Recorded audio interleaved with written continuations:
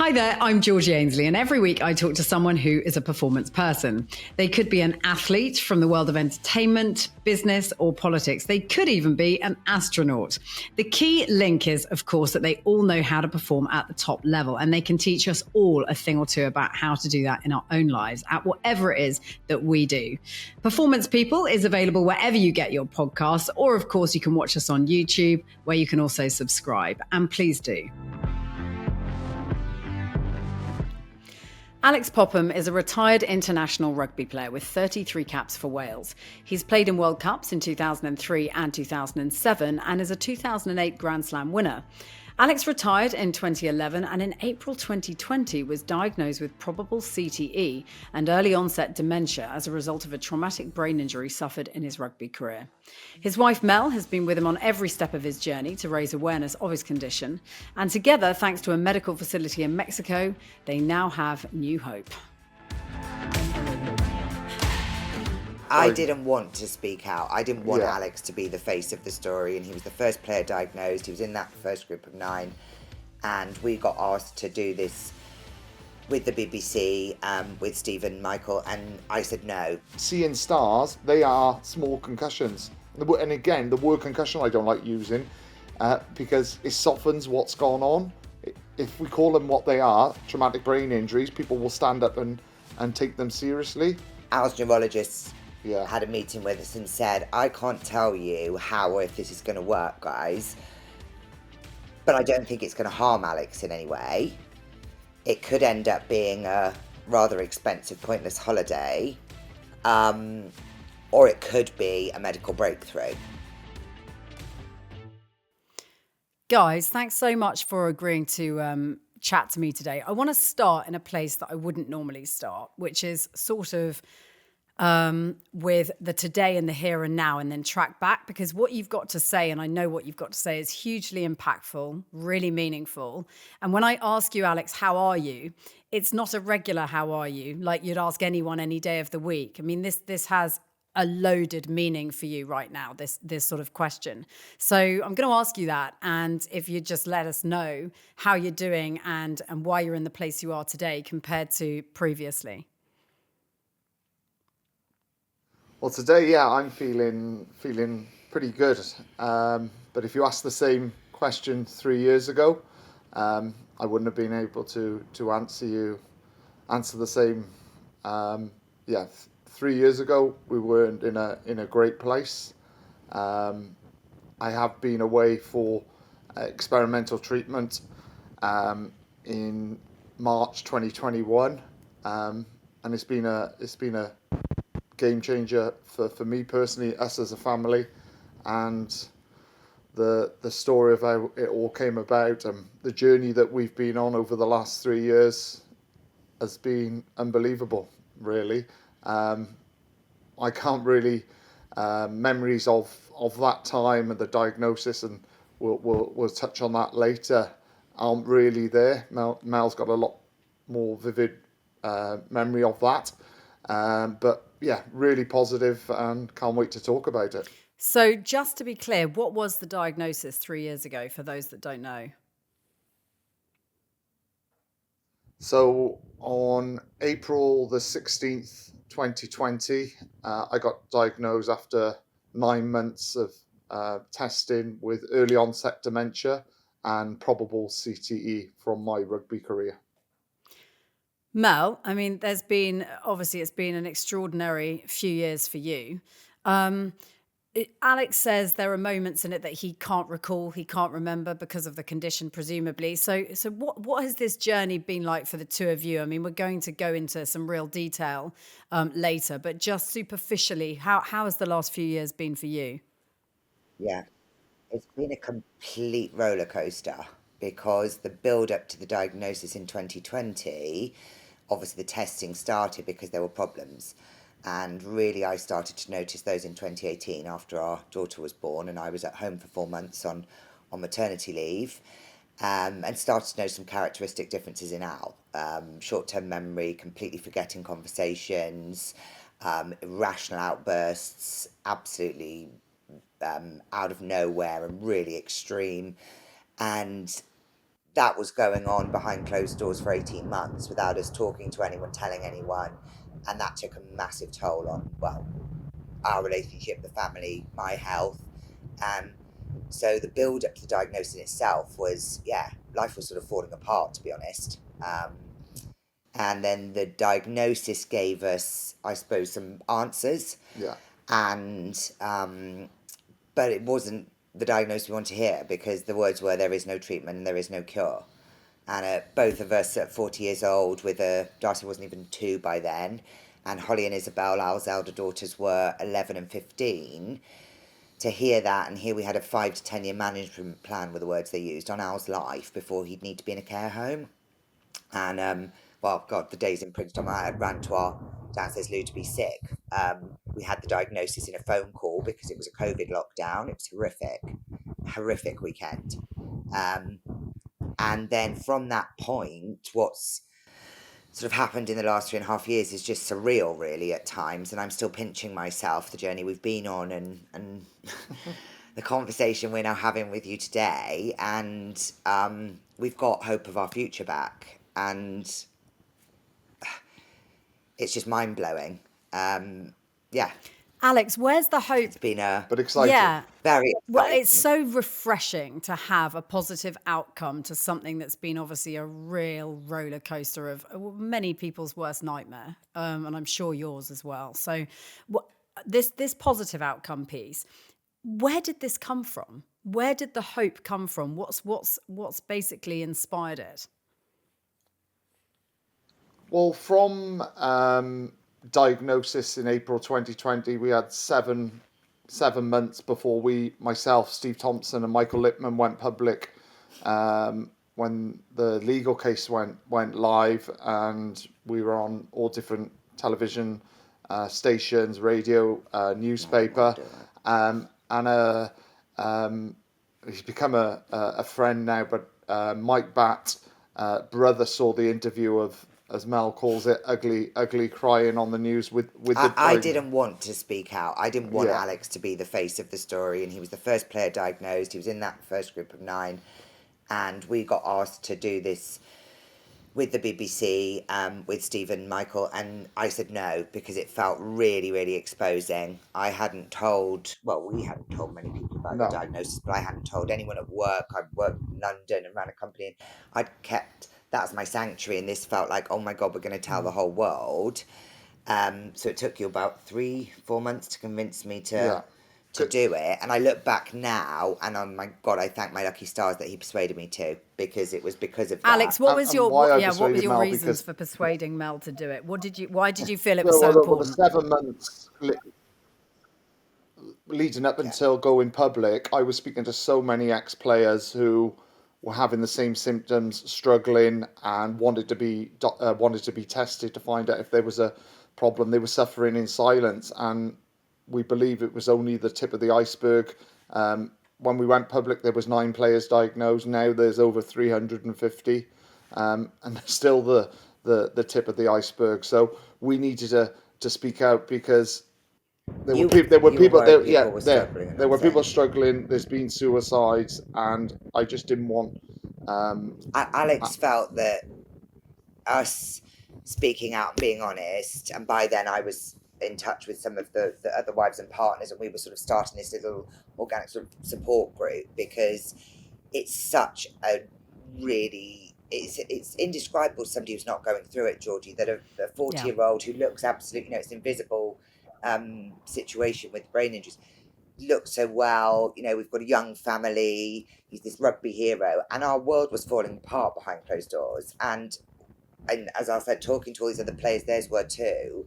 Some of the marriages had already fallen apart because of problems that they were going through. So Al felt that by speaking out, there would probably be so many more that were having these problems, and that we could help, that us saying something would help. But we never dreamed that it was going to actually bring the phone call that came to us personally the next day, that then started this whole... So what was the phone call? Tell me about the phone call. What happened? So it was through, I had a message from a mutual friend, a chap Welsh businessman, a Welsh rugby fan, a brother who lives in Abergavenny, saw the piece on the news with Mel crying, and that he could have something that could help me, help us. And at the time, we were contacted by different people who were going to click my neck and fix my brain, offered healing crystals that were going to fix my brain. But because it came through a mutual friend who I really trusted, we had this call. Well, we agreed to take the call. I think you Yeah. persuaded me to take the call. I was like his bodyguard that first sort of week after the news broke, because so many random suggestions coming out of the woodwork. And we took the call and we spoke with Mike, and instantly, I suppose we instantly connected. Yeah. I've done recruitment for 25 years, so interviewing people is my thing and what I do. And I'd quickly done my sort of recce, and he seemed really authentic and sincere. And he now lives in America, has done very well in business, but is a miner's son from the valleys who still loves Welsh rugby and loved Alex as a player.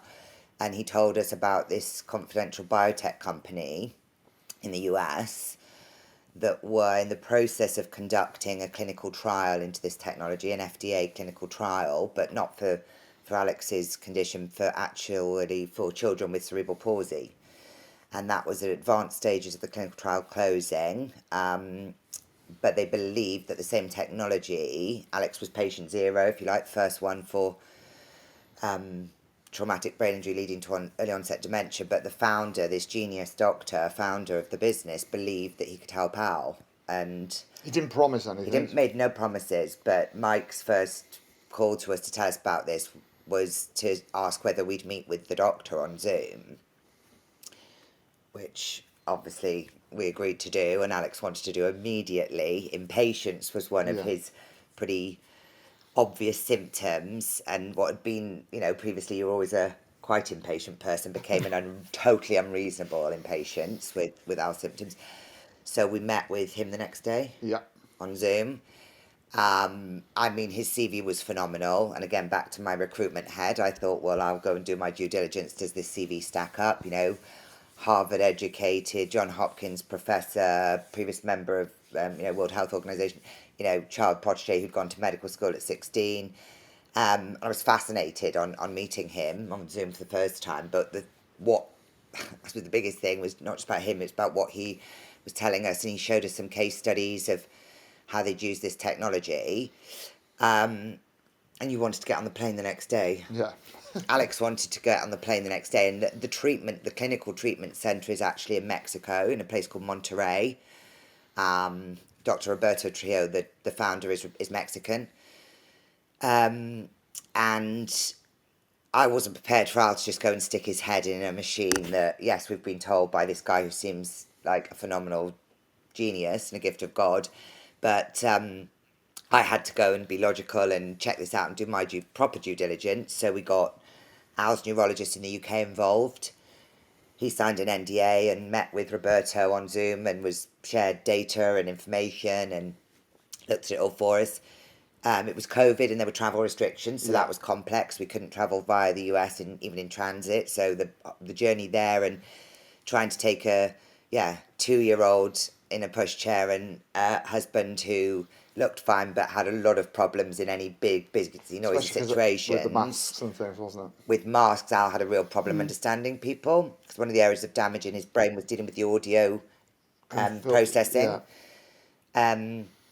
So even the journey itself was daunting for me, and we'd never heard of this place in Mexico. I think my mum was the one who said, "Don't wear your watch, don't take your engagement ring, or you and Darcy are going to get kidnapped by some cartel." And she was planting this too much narcos.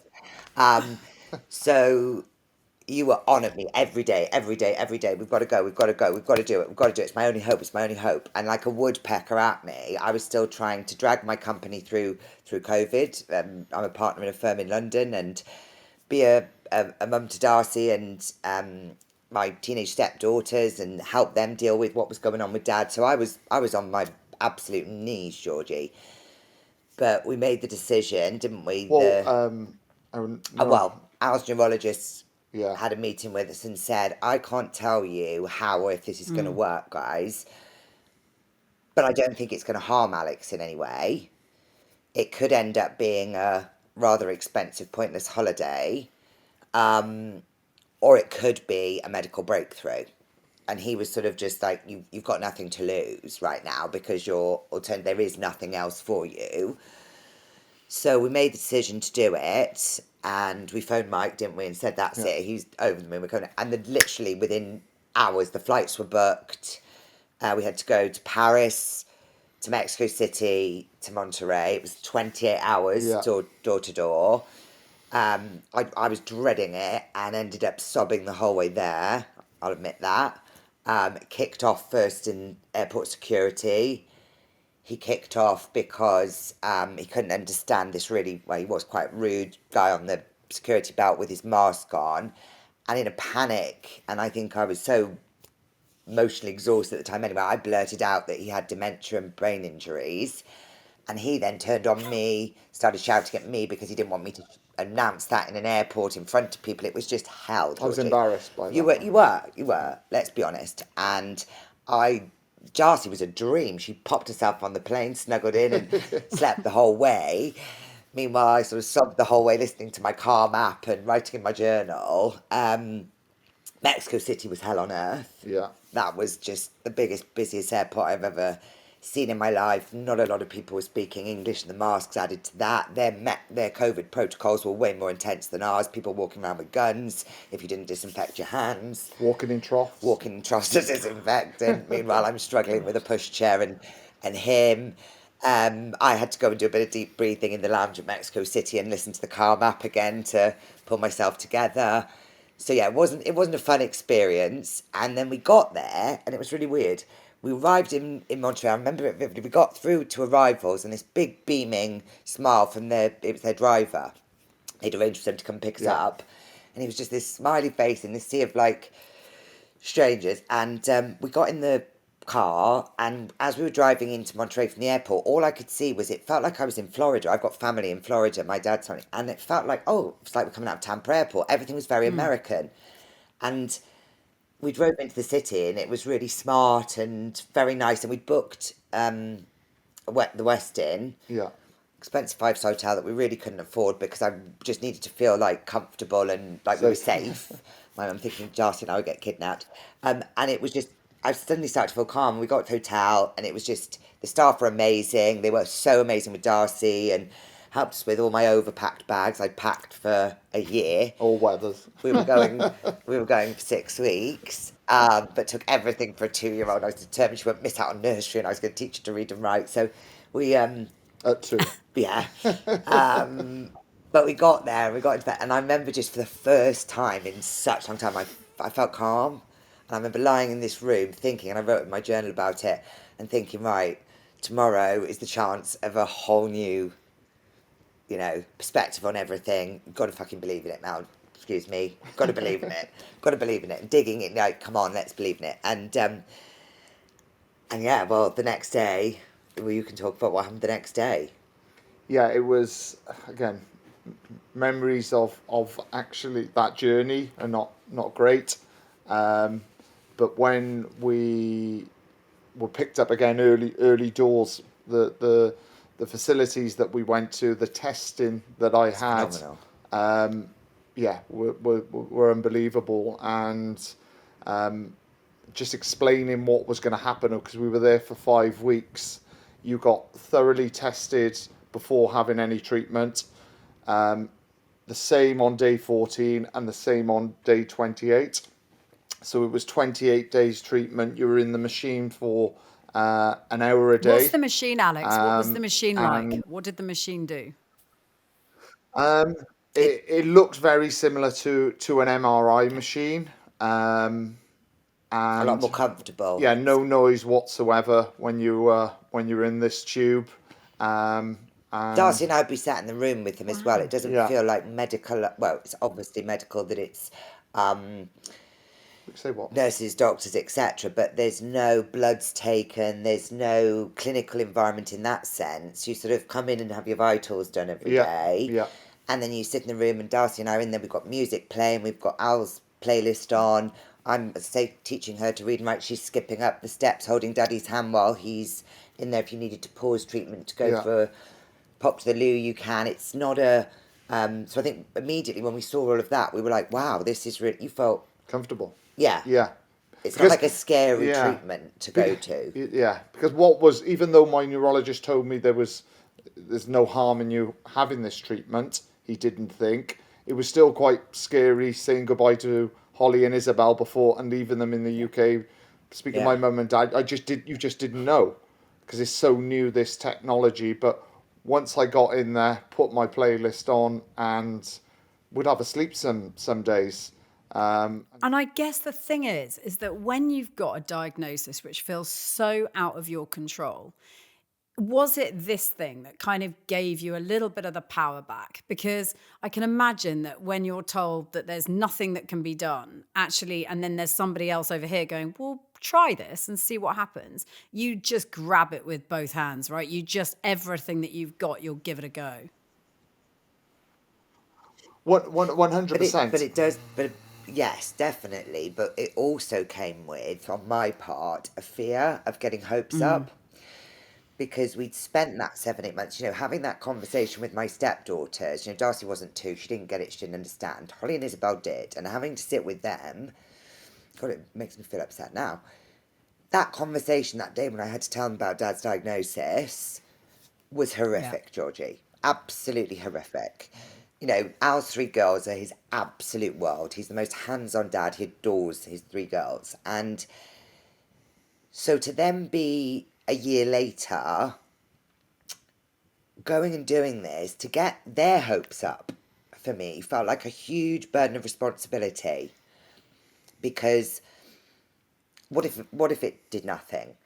What if it went wrong? What if Al was the one, they haven't used it on anyone else, but what if it did cause him some damage? I had all of this racing in my head. So it was a really odd time that we've started to notice things straight away. Yeah. We started to notice differences in Al straight Because away. most since playing and then through retirement, I suffered really bad migraines.